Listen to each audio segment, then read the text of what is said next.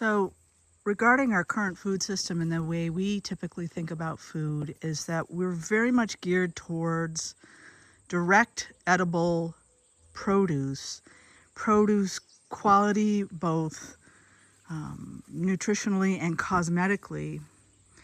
And not every tree that grows and fruit that is harvested from that tree is quote unquote market worthy.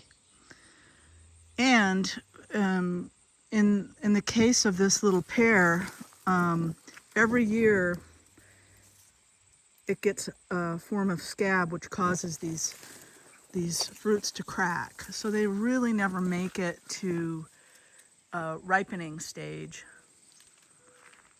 and we've hardly used them at all.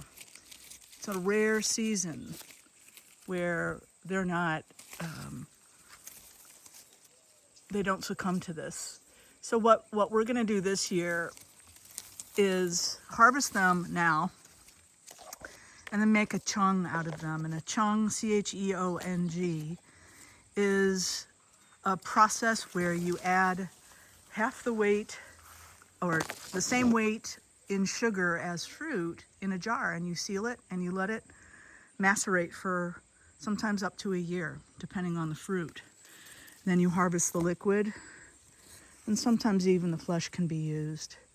But that's what we're going to do with these pears, so that the sweetness of the sugar and the transformation of the fermentation can actually bring these pears into a palatable, edible, and delicious state. This is true for a lot of different fruits. For example, our plum trees here on the farm tend to succumb to brown rot very readily because we have very moist and humid weather here in Vermont, in the Vermont mountains.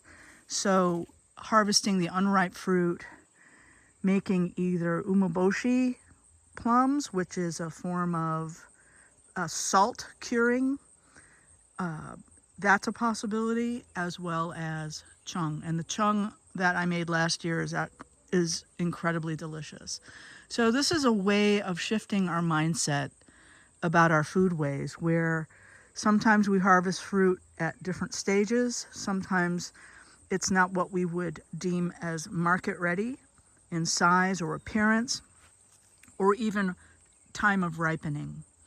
So this is a way that by paying attention to the conditions of our plant relatives, we can actually partner with them for our own benefit and nutrition, in spite of the convention and what the market conventions dictate.